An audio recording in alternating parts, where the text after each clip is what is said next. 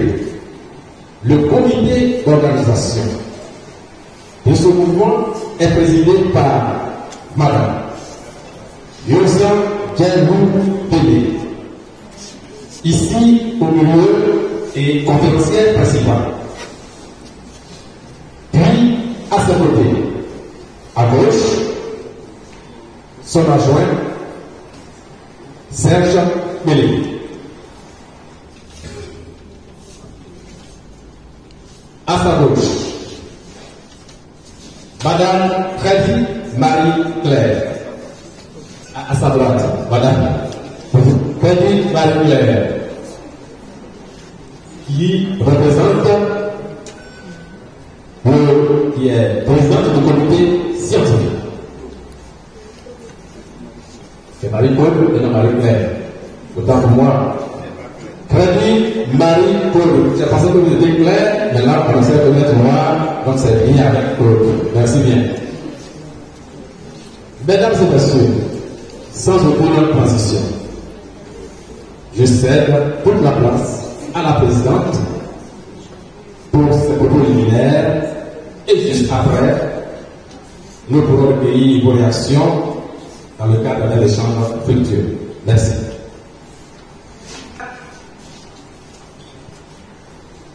Mesdames et messieurs les journalistes, mesdames et messieurs les professionnels des médias, honorables invités,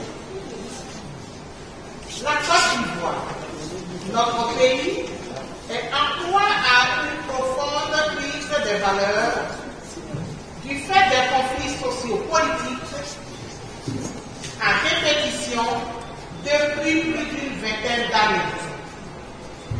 Ce recul des valeurs est bien perceptible.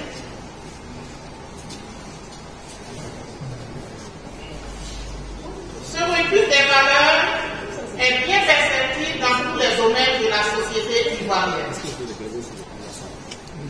La cellule familiale, première unité de socialisation et de protection des enfants, ne rassure plus en Côte d'Ivoire.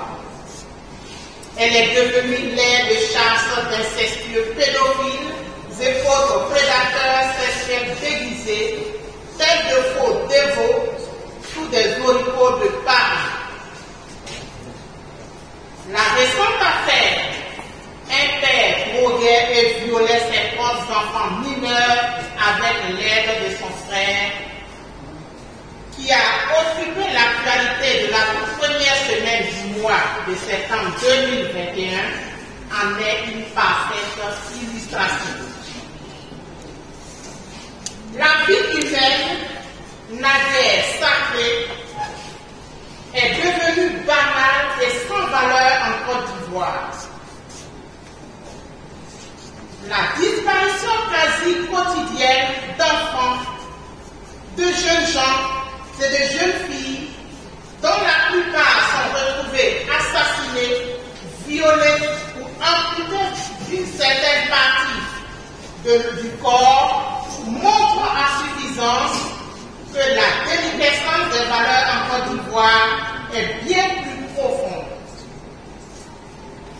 Dans l'administration ivoirienne, des bureaux de hauts cadres insoupçonnés sont devenus de hauts lieux de dépravation des mœurs et d'orgies sexuelles.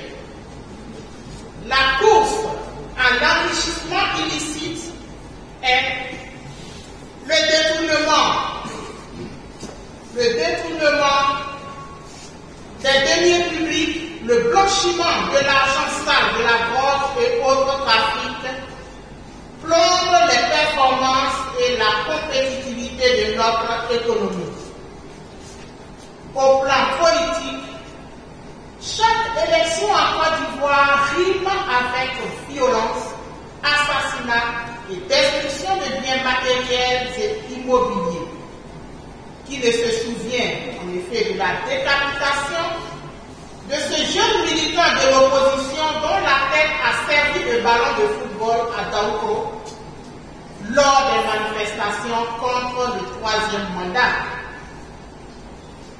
Aussi, en Côte d'Ivoire, avec avec le développement des nouvelles technologies de l'information et de la communication, marqué par la vulgarisation des réseaux sociaux, assistons-nous à l'émergence de vidéastes dont le seul talent réside dans les investires, les campagnes de dénigrement et autres outrages à l'encontre des personnalités politiques.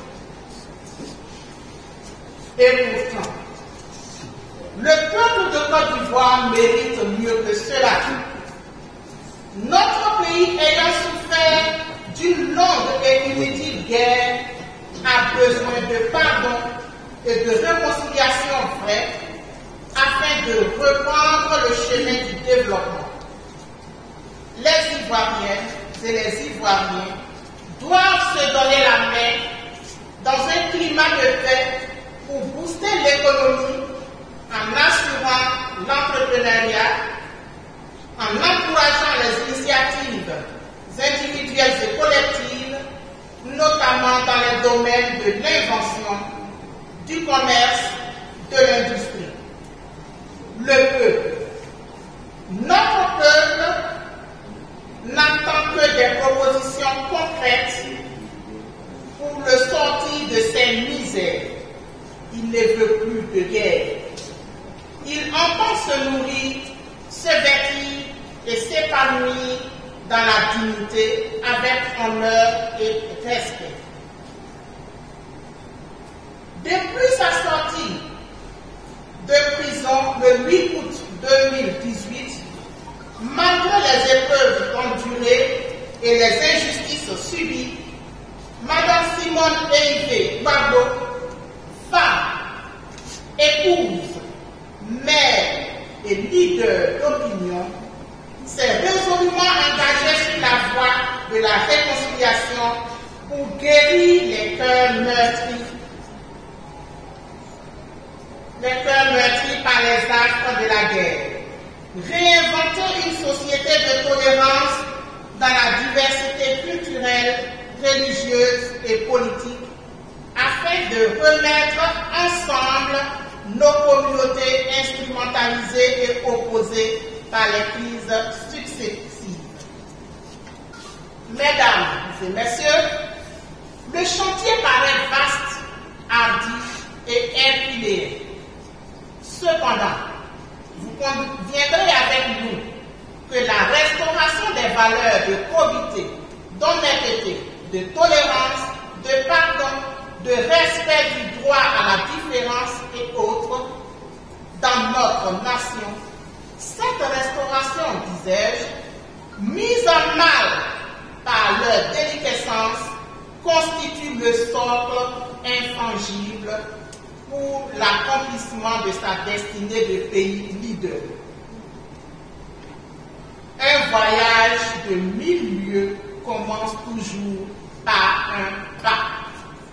C'est pourquoi des hommes et des femmes de Côte d'Ivoire, partout ailleurs en Afrique et hors du continent, regroupés dans plusieurs organisations ayant en partage la commune volonté de promouvoir ces valeurs indispensables à la nouvelle Côte d'Ivoire, ont décidé de fédérer leurs énergies pour porter sur les fonds baptismaux un mouvement citoyen dénommé Mouvement des générations capables. Il s'agit pour le mouvement des générations capables donc de constituer un creuset de générations capables dans son projet de mutation des mentalités, de création et de production en vue de transformer la société entière. De soutenir les actions de promotion des valeurs dans les communautés humaines, de matérialiser et de diffuser partout où besoin est, et par son fonctionnement, les valeurs de promotion humaine qu'incarne et défend la première dame, cette femme capable de se démarquer de sa génération par sa clairvoyance pour donner au peuple ivoirien et par-delà les peuples frères d'Afrique les moyens de se construire un avenir de prospérité et de solidarité. Mesdames et messieurs les journalistes et hommes des médias, honorables invités, nous irons donc en Assemblée générale constitutive le samedi 25 septembre 2021 au Palais des Sports de Treichville pour jeter les bases de ce grand mouvement à partir de 8 heures sous l'auguste parrainage de la première dame Simone Eivée Gbagbo. C'est le lieu pour nous de lancer un vibrant appel aux populations de toutes les contrées de ce pays, de toute obédience politique ou religieuse, qui partagent ces rêves de se mobiliser comme un seul homme ce 25 septembre 2021, dès 8 heures au Palais des Sports de Treichville, pour qu'ensemble nous puissions doter notre pays d'un outil citoyen dédié à la promotion des valeurs, une plateforme d'échange d'idées, source d'espoir pour un avenir prometteur. Je vous remercie. Je constate que toutes les questions presque convergent vers le même point. D'abord, pour commencer par M. Télé. Je voudrais avoir plus d'informations sur la conférencière. Je suis Mme Guerre Lou Béné, épouse Yosan, enseignante dans ce second degré, mais actuellement détachée à la bibliothèque pour des raisons de santé. Je ne sais pas si c'est suffisant. Je suis mariée et mère de 3 enfants. Voilà.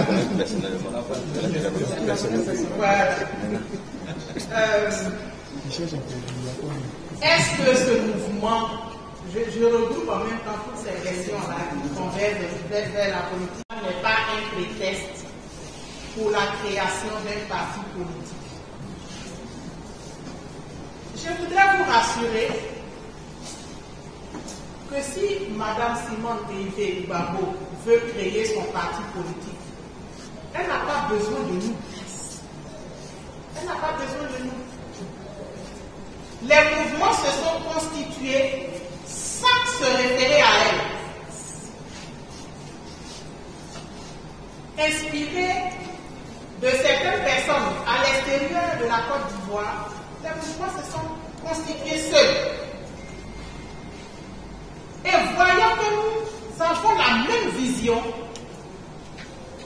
nous avons décidé, au lieu d'opérer chacun de son côté, de nous mettre ensemble, de fédérer nos énergies pour fonctionner ensemble, pour être une force pour la société civile, pour l'État de Côte d'Ivoire.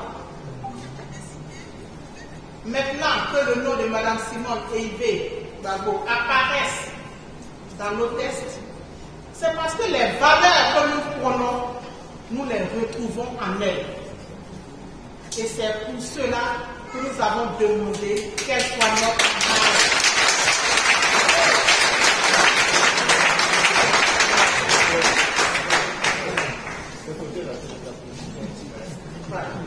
C'est ce que je peux répondre en ce qui concerne ces différentes questions.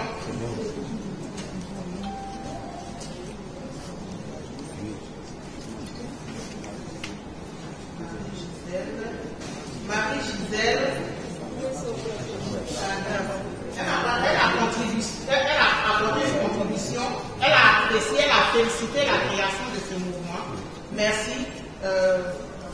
avoir la même vision que nous. Et je pense que vous êtes attendus dans nos rangs. Le professeur d'université du rôle du docteur Yves ne peut pas rester insensible à l'avenir de plusieurs mouvements. Je peux citer par exemple les enfants, les colibris plutôt, les colibris qui sont en France, qui nous accompagnent, les femmes crédibles, Simone et Yves Babo, notre modèle, les enfants de Oman, les enfants de Simone et Yves Babo capables, le mouvement international est capable, et bien d'autres. La liste est longue. La liste est longue. Merci.